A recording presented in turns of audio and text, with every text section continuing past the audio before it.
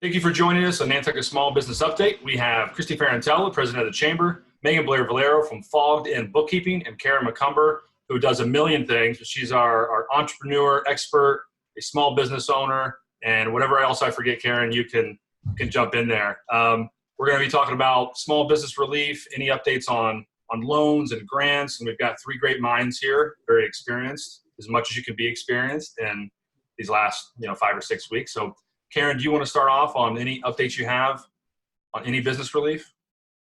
Certainly, there's actually been quite a bit that's been going on since the last time we all got together. I'll start with the EIDL loan, which is one of the first programs that came out.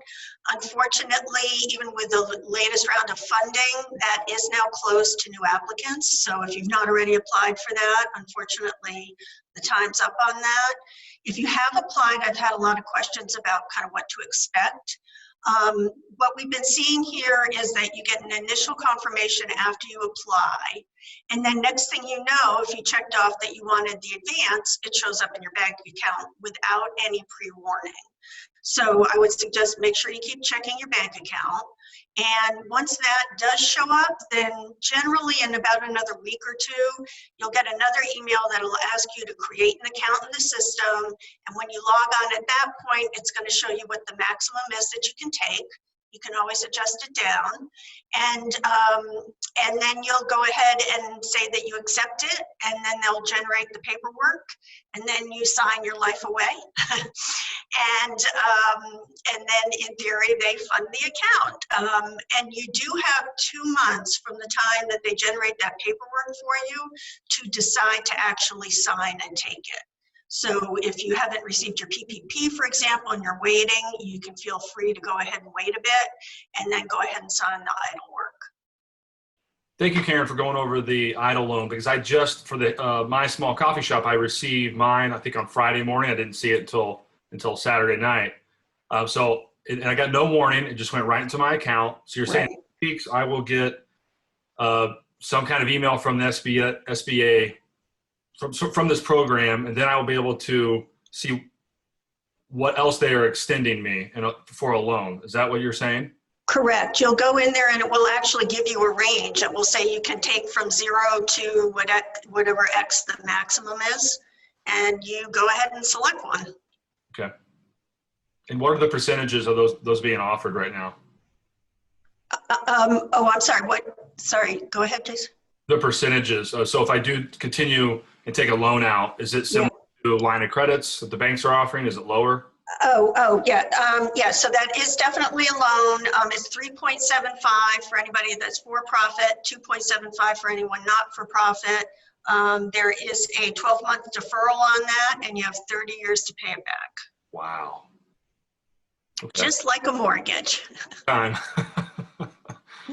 Okay, great. That's good for me to know, and I hope other people who have gotten the EIDL loan now have a little bit of a roadmap for what to do. Right. The next up is everybody's favorite PPP, which again received more funding just recently, thankfully. This has to go through a bank. Most banks are participating now. We know that locally, again, Cape Cod 5, Rockland Trust, Bank of America. If you have a banking relationship, or even if you don't, you can start one with them.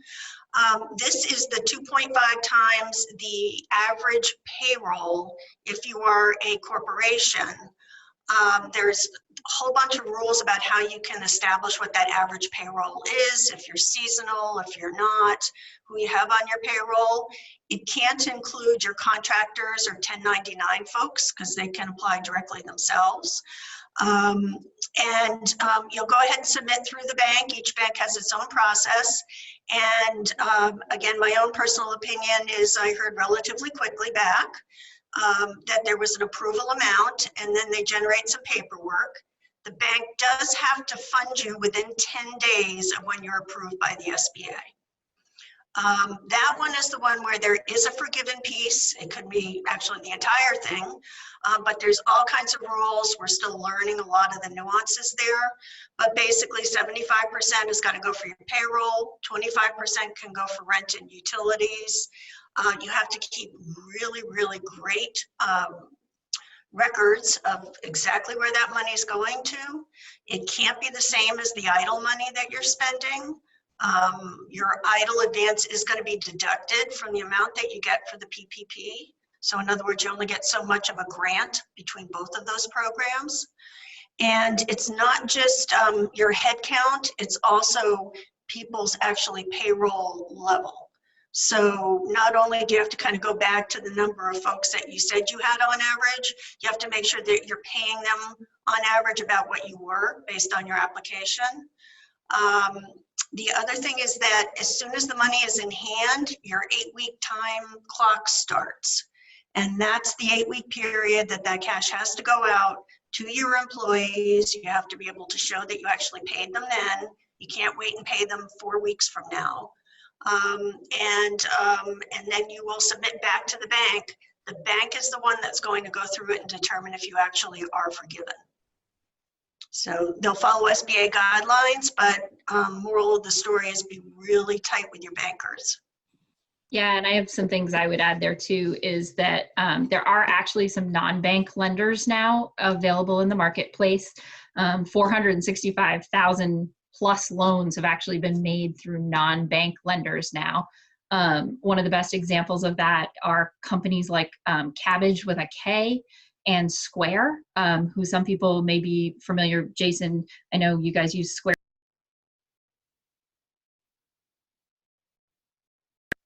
And so with the PPP lending through them, we're actually seeing really fast response and great results. So if you possibly weren't able to get into a loan process with a community bank, which we've had fabulous results with, and we're looking through an alternative, we're seeing an average response and funding time of under 10 days with Square. So if you were perhaps using, Chase Bank or some of these other banks that prioritize loans based on amount, you were only looking for, 5 or 10,000, and so you got pushed down the list. We've had really good luck sort of going through non-banking lenders for those kind of things. The other piece that I wanted to add is if you've gotten EIDL funds, I wanted to be clear that that actually doesn't decrease your PPP loan funding. It gets combined for the purpose of forgiveness. So you may have gotten EIDL funding and PPP loan funding, and your forgiveness is going to happen on the EIDL first. And so you may end up with some extra funds through PPP that you can either choose to return, or you can keep that loan and use it at the 1% interest rate that's being extended. And the third piece that I did want to clarify with PPP, Karen had said 75% for payroll. You can use a minimum of 75% for payroll under your forgiveness. You could use 100% of it for payroll. That's just not a scenario that happens a lot. But you could use more than 75% for your payroll, and your payroll contributed components like 401k matches and health insurance, et cetera. What challenges is everybody seeing for the seasonal aspect of Nantucket? I've heard that you get the PPP loan, but you're not open yet, and you've got to start using it. How are people working through the seasonality challenge? Yeah, we are seeing that, and that is my own personal situation with the inn. We can't open yet, and I have to start using that PPP. So taking some folks off unemployment, just kind of doing the right thing on that front. If there's someone that can function in multiple roles, then trying to get them on board to maybe do something to help out. So for example, just get the inn ready to open instead of actually working with the guests when they're actually here. So I think there's a couple ways going around that. I think one of the challenges is that in some cases I've heard that folks who, when they stay on unemployment, they're actually making more than when they get paid through the PPP. And they are not obligated to go off unemployment just because you offer them something through the PPP. Well, here in the state of Massachusetts, they are, if you offer them their job back, they are obligated to come off of unemployment. that's the rule with unemployment in the state of Massachusetts. Other states, it isn't that way, but here it is. So the U.S. Treasury came out with the FAQ 40 yesterday, or Friday, I think, some point over the weekend, that did clarify under PPP, if you give a written offer of employment to your employee and they decline, and you have to have both of those things documented, you can include that in your forgiveness and you don't get dinged. So if I offer Jason his job back and he refuses in writing, I may be able to count that within my number of employees for average FTEs and not have my forgiveness dinged because he refused to take his job back. However, in doing that in the state of Massachusetts, there are consequences if the state of Massachusetts then is privy to that information, because under the Department of Unemployment, if I offer a job back to my employee and they refuse it, they are no longer eligible for unemployment benefit. So it's a really double-edged sword for a lot of employers that are trying to help their employees do what's best. Yeah, and thank you for that clarification. I know it's very tricky and confusing for all of us, honestly. It literally came out over the weekend. We just were reading about it this morning. And speaking of forgiveness, Megan, what other types of documentations or things should employers be keeping track of to make sure that they can fully maximize the forgivable portion? So you definitely need to keep track of the documentation, almost like you're going into an audit of backing up every dollar. So if you're applying for a certain amount of forgiveness, you need documentation that proves that you spent that much money. So things like your payroll reports, maybe keeping a separate little electronic folder or physical folder within your office of that information so you don't have to go back and find it after the fact. Copies of your utility bills, if they're included within your forgiveness, and copies of things like health insurance bills or 401k contributions. All of that documentation you want to make sure you save. And things like rent can be a little bit tricky because you don't necessarily get a bill for that. So copies of the check that you wrote out are going to be important, because the time span in which you write the check is what matters, not when it clears the bank. So you may not want to depend on waiting for that check copy to come back through your bank statement, because that may not validate that you wrote made the payment within the payment period. There's some debate about cash versus accrued basis. Does it matter that I use the electricity or, had the rent happen within this period versus when I'm actually paying for it? That becomes really important with payroll. If you've got a bunch of payroll that happens, the people do the work in the last week of the 8-week period, but payroll doesn't happen until 1 day or 2 days outside of that pay period. What does that mean? And unfortunately, we don't have a lot of guidance yet from the SBA on these forgiveness periods and how that might work. So we're really cautioning our clients to be on the safe side. And if it means you have to run a special payroll within your forgiveness period to make sure that that's documented within your 8-week period, right now we're saying, do that.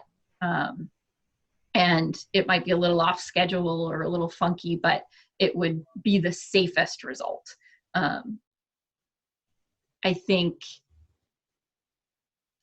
that's just where we all sort of have to operate right now without additional guidance.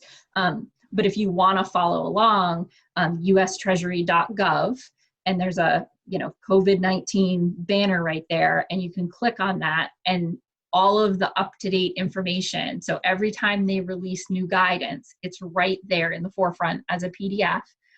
We check it every day. I think a business owner, if you check it once a week, you'd be safe.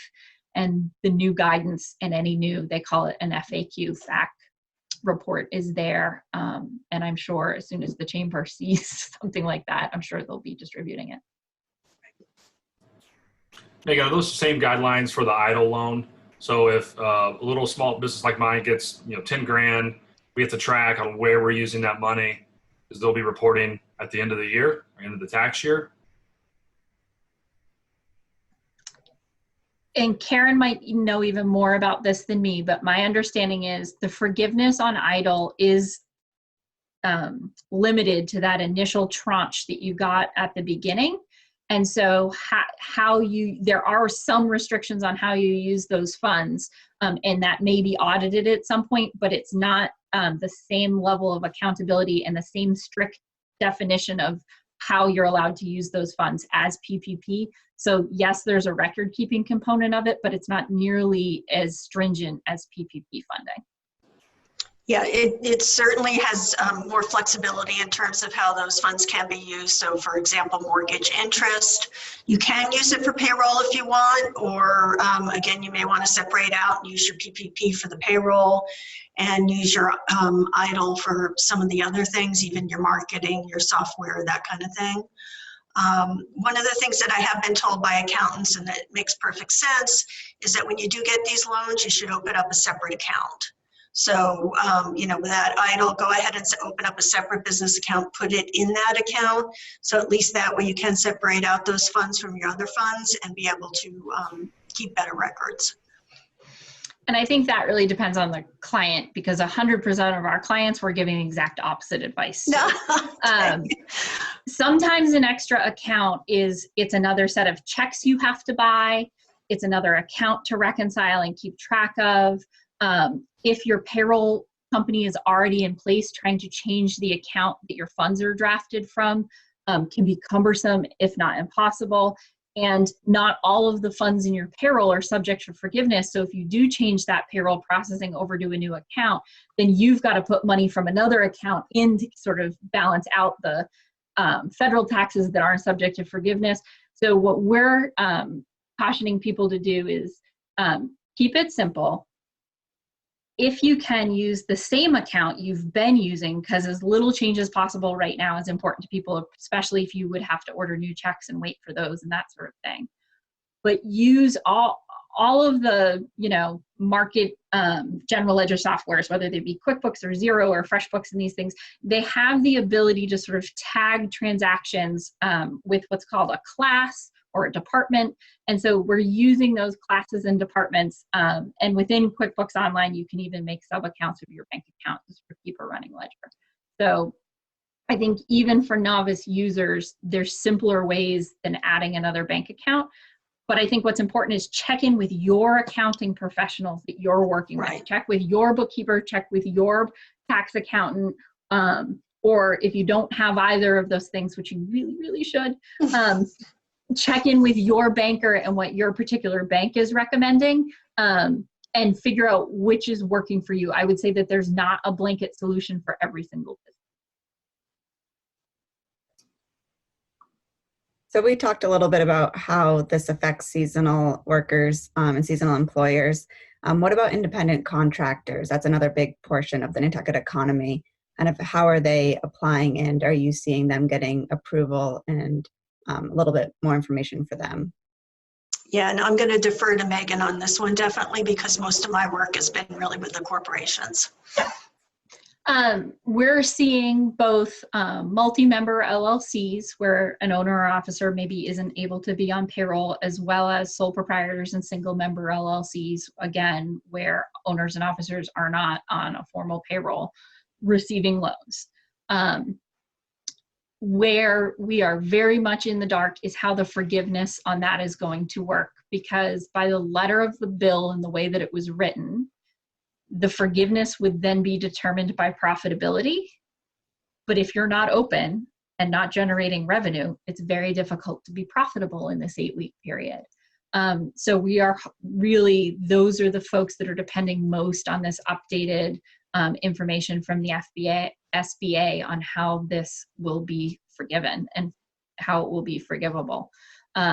Those folks that we've seen receive PPP loans, more likely than not were on PUA, which is the independent contractor version of unemployment, prior to receiving the loan.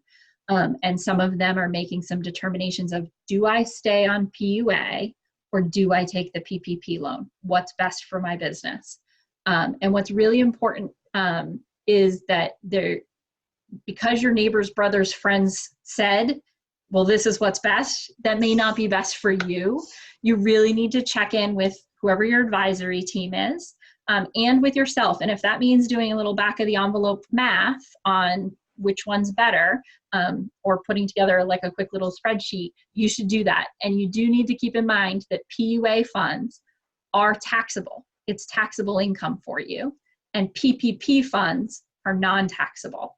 So even if I got $10,000 from PUA and $10,000 from PPP, those mean different things to me at the end of the day, depending on the tax bracket that I'm in. So you need to sort of look at your own individual situation. The other thing to keep in mind is you can come off of PUA for the 8-week period of your PPP loan period and go back on unemployment if you're still not able to go back to work. So accepting PPP funds for your business as a sole proprietor or independent contractor does not mean you're going off of that unemployment benefit forever. You can go back on if you have not exceeded your your number of weeks that you're limited to. So keep that in mind, that you can sort of use both tools. You just can't use them at the same time. Thank you. I think that's really helpful for all of our independent contractors on the island. Yeah, I'm taking a lot of notes here, and Pierre, and I'm actually writing stuff down. So this is very helpful for me. What else? So we went over PPP, went over the idle loans. Is there anything in unemployment we need to understand? Are there some misconceptions out there? Are employers trying to figure out, let me ask you this, are employers struggling with trying to get their people to come back and they're kind of stuck because they're making decent money with this extra federal, unemployment check? It's probably called something different than that. Are we seeing any challenges there? To your point there, it is challenging when someone's going to be making more money through that than they would, unfortunately, through what you could offer them at this point. So yeah, that's really been challenging. Megan, I'm not sure what you've seen. 100%. Like, it's a tough thing. I think the people that we're seeing have the best success getting people to come back to work are having one-to-one conversations with their employees about the long game, about beyond the week to week. If I'm able to get this PPP loan and I can retain you as an employee, we have a shot at a season. If nobody wants to come back to work and I can't get this loan, which then also helps with health insurance and rent and everything else, we don't come back to work, there is no job. So I think those kind of conversations have been helpful, and most people get their head around, the long-term reciprocity of the situation, that, sort of looking beyond this week. I think there's people that understandably can't. They're in a situation where it is week to week for them. But most people are understanding the long game. And I think it's just hard because there's a lot of unknowns. We don't know. We know we will reopen. We don't know when or what that necessarily looks like yet. And then, the DUA experience is a special one. And I think, for people that fall in a seasonal employers or are using that independent contractor version of unemployment, it can be a sticky thing for folks to navigate. The one upside, though, as seasonal employers who are weighted towards a summer season, is seasonal employment, in the way the law was originally defined, did not really acknowledge that seasonality is different in different regions. It was really geared towards like Florida, where you have a Florida representative that's largely responsible for drafting the legislation. That's not a surprise. But it sort of left us out. So in the last 2 weeks, they've come back with new guidance about how you can do your look back periods. And what came of that is you have a choice. And for most small businesses now, here in Nantucket, where you have a summer seasonality, you have this option of picking this period where your FTE number is going to be really low. And so meeting that number becomes much easier. For a lot of my employers, like seasonal restaurants and that kind of thing, you might be looking at a number like 4 or 5 instead of 50. And so being able to get back up to your FTE number which is your full-time equivalent number of employees, gets much easier. And then you don't have to hire back 50 employees. You have to hire back 5. So that, you know, you have to play with the numbers a little bit, but that in some ways really helped us as an island. Although I will say it's been challenging too, because a number of us have employees who are not even back physically on island, if not back in the country in some cases, to be able to even start their employment in any form or fashion. I think the one good thing is that at least with the PPP, you have to hit the head count to a certain extent, and you have to hit the payroll, the amount to a certain extent. It doesn't have to be the same exact employee that you're bringing back though. So there's a little bit of wiggle room in terms of that if you did have to have some employee turnover when some other folks actually did get back in the country. Right. And when you filled out that application, we should have been excluding non-resident employees anyways, which should have naturally lowered your count and your requirement. It lowered your total loan amount that you were available to get, but it should have generally worked out in your favor. Unless she was going to get married to someone in Morocco, yes.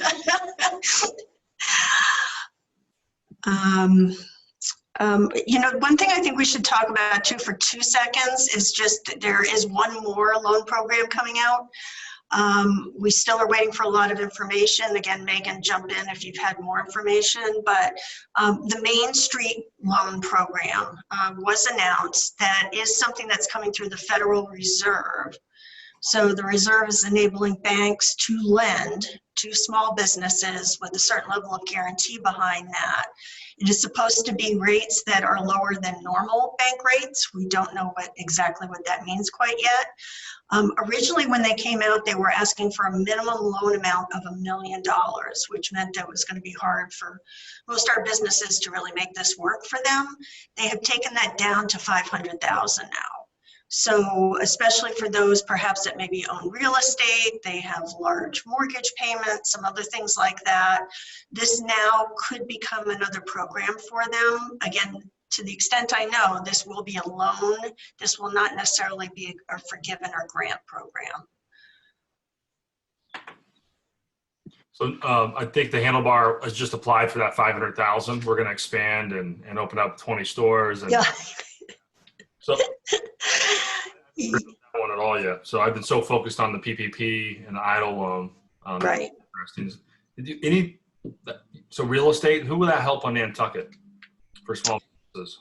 Well, I'd say anybody who actually owns the facility where they have their business. In some cases, it is restaurateurs, it's inn operators and hoteliers. I think some retail folks are probably involved in that as well.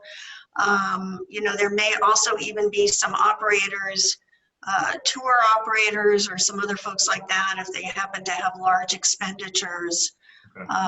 You know, depending on what the rate is, it might become an attractive alternative to some of these others, especially if you took out, let's say, the idle loan, and then we find out that this one is actually, you know, a lower cost in terms of the interest rate. So if somebody, that's as much as I can tell you. So if somebody missed the opportunity to apply for the idle and maybe they're not interested in the PPP, this might be a good option for people who maybe have higher rent or mortgages. Is that what you're suggesting? I'm suggesting that if someone feels that 500,000 or more would be an appropriate loan amount, that this is the program that would be more appropriate for them. It's certainly scaled much more to mid-size and larger companies, but we can make it work at that 500,000, I think. What are the PPP and idle loans capped at? What are the max for those? Just trying to think off the top, trying to remember. Was it PPP like 2 million? 2 million and 10 million, I think. And 10 million, okay. All right. Yeah, but neither of those have a minimum, whereas this new one will have that minimum. Okay. Yeah, the other funding sources and things that we're finding that are really helpful is there's some industry specific organizations that are rallying. So, you know, I don't know, you know, necessarily what has happened, you know, in a lot of detail for, I don't know, painting companies or that kind of thing, because that's not the clientele I service. We focus a lot on hospitality. So I know like within the restaurant world, there are a lot of organizations that have formed because of COVID and really the awkward situation that a lot of hospitality businesses are in. So the Independent Restaurant Association has really come together very quickly and been a strong lobbying power. And they share a lot of good information on their website, and but their information tends to be very lobby specific. So we put together a website called 86coronavirus.com, and we try to share as many of these independent funding sources. So sometimes there's funding that might be specific to people that have worked in the service industry for emergency funding for food and rent. There's other funding that's available to restaurants for short-term float loans or grants. And so we try to update as much of that stuff as we can, from a variety of sources. And I think within each industry, there are some of these little subsects. The dollars are much smaller. So you might be able to go to PPP and get tens of thousands of dollars, and everything else is sort of, $2,000 to $5,000 at a time. But if all you need is $2,000 to $5,000, or you have employees that just are really struggling, sometimes these resources can be really helpful. And because they're so micro specific, it's things that, the chamber does not have time to chase 20,000 different independent funding sources. So I think, look within your industry for these things because they are popping up and are helpful. One other thing I'd like to mention, which is not loan specific, but more in relation to insurance and business interruption insurance. I would suggest that everybody do contact your insurance agent if you've not already. We do know that based on current language in most of our policies, business interruption is defined by a physical issue on your property or something that would prevent you from operating. This obviously should be business interruption for all of us.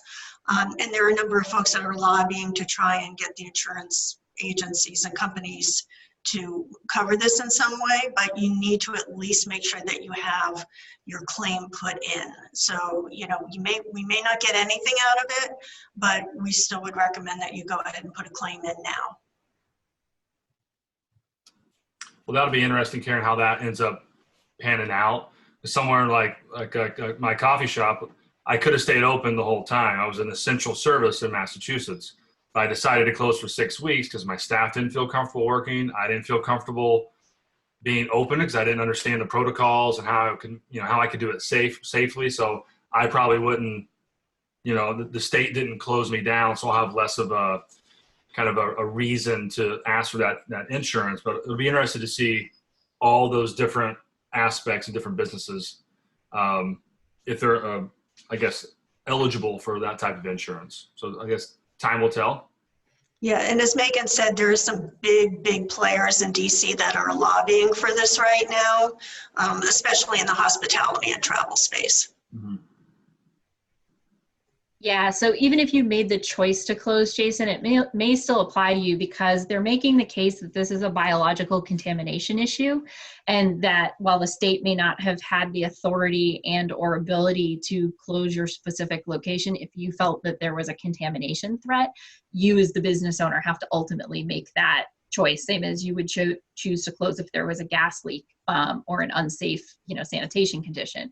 So I'm sure our brokers don't love this, but, some of the larger insurance brokerages like Eastern Insurance have come out and said, put the claim in and let the details shake out later, but see what happens. Because I really think, the relief that has happened for some of our small businesses it doesn't fit for everybody. And so, it's going to be a little bit of this and a little bit of that, maybe for some people to get through. Yeah, speaking of other little ways to help businesses, Karen, do you have any suggestions on kind of talking to landlords or discussing rent? Certainly. So I think we have to realize that there are two sides in this equation, one being the landlord and one being the tenant. If it's a situation where it's fair for the tenant to go to the landlord, explain a situation, show that there is a real financial hardship, which means opening up your books to a certain extent to make sure they know that this is for real. It's absolutely appropriate to go and ask at a minimum for a deferment. So that being that you just would end up paying the same amount for your total lease, just paying those payments a bit later. In some cases, some landlords may be able to offer an abatement, which would actually be taking a certain amount off. I've heard different scenarios across the island right now in terms of different landlords doing different things. The one thing I would just say is, in fairness to those landlords, in some cases, I mean, that the rent coming in is their income and their way of life. And their business. So I don't think people should automatically assume that just because they can't open, their landlord should just start giving them all kinds of, offer them different ways of saving money. But it's worth a discussion at the very least. I would also just make sure you try and document those discussions to the extent you can. So that you can go back to that later on if there is any question or disagreement about what you agreed to. I agree with everything. I've been having those conversations on both sides as a tenant and a landlord, and I find it very helpful, as difficult as a conversation as it might be between the two parties, is to get as much numbers as you can, right? Your cash flow projections, if you think you're going to be 50% down, the money you have now, looking at last year, and like really talk about it. And from a tenant standpoint, I went in looking from the perspective of if I don't get some kind of help, whatever that means, we can work on it. And I'm down 50% this summer. I don't know if I'll be able to be open in the winter, and I might have to close down. And that's 100% not a threat, but here's my reality. What do you think? And then I hear it from the other side, and then I happen to play the landlord side the next week. And so very interesting, but the communication and talking is really important. Very true. For our clients, we've been doing a spreadsheet based on our prior year's known. So your fixed costs are your fixed costs, right? My insurance doesn't get cheaper because I'm closed in most cases. A lot of my pricing is fixed. My health insurance isn't cheaper. But there's things that do change based on, opening and closing. And we've made these dynamic spreadsheets where there's basically a slide rule for clients. And they can say, well, what does it look like at 80%? What does it look like at 20%? And they can move it back and forth to facilitate these landlord conversations to say, if I'm confined to 30% capacity or, a 70% drop in my, retail revenue or whatever that is, what does that look like for both of us from a sustainability model? And I think, landlords are going to it would be hard to find another tenant right now. Mm-hmm. Not impossible, but difficult. And so I think those sort of open conversations about what's in the best interest for everybody can be really powerful, but you have to go in with more than, well, I can't pay you. Yep. And one of the, in attending actually a webinar for the Real Estate Association, just to kind of learn more from their side of things here.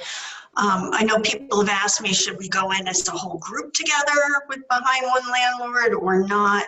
The recommendation that was given through them was that it really should not be as a group, that each lease can be very, very different. Each business is very, very different, cash needs, cash flow. That it should be a one-on-one conversation between landlord and tenant based on your own unique situation versus just trying to get a whole group and go after them. The individual abatement or deferment conversations will be individual, but I think what we will see is when there are more knowns and when we've sort of cleared the other side of this, there will likely then be the time for group conversations about revaluing leases and what does this mean in the longer term. Great advice. Well, as we wrap up here at the end, anything that we missed, anything that we need to just brush over really quick for our small businesses out there? Well, I think just what what's been mentioned by you and Megan, which is it's time to be sitting in front of those spreadsheets right now. As much as I know most of us, that's not our favorite part of running the business, but running the different scenarios, because we really don't know what kind of summer we're going to have here. We don't know exactly the date that we can reopen. Or what that's going to mean for the business. So we have to have a really solid feel for exactly what our cash flow is going to be, and not just for the next couple of months. I mean, this really should be projected out, over the next year, so that you just have you have some comfort level in knowing that you will be able to pay your bills until hopefully things really do start to get back to normal. Yeah, we're saying hang in there a lot. Think innovatively.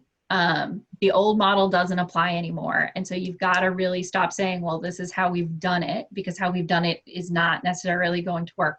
We're seeing a lot of Nantucket businesses be really creative and smart about how they're doing it. And, finding the right tools to make it happen. And a little bit think and live like a shark. Do not stop moving. Megan, I'll jump in with a quote to summarize what you just said: is yesterday's home run does not help today's game.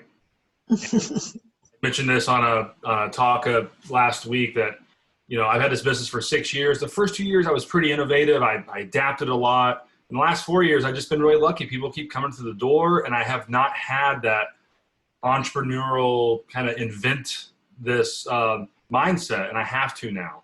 Right? I got to act like a startup and have big ideas, and because a lot of us are small on this island, we can move quickly, right? We're not too big to not be able to reinvent the model or have to go through this slow board process, right? We can change on a dime. So that's what I've been trying to tell everybody, is just think like a startup again, which is hard to do if you haven't done that in a while. And there's good thinking partners here, whether they're Karen or other people at the chamber. Jason, you're always good for me to bounce ideas off of. Like, find your community. You don't have to innovate alone or in your own silo. Lots of people, cross-pollination across industries and problem solving is good. Mm-hmm. Well, and we should definitely give a shout out to WACK-FM. We started this new radio series called Keep the Rock Solid, The Road to Recovery.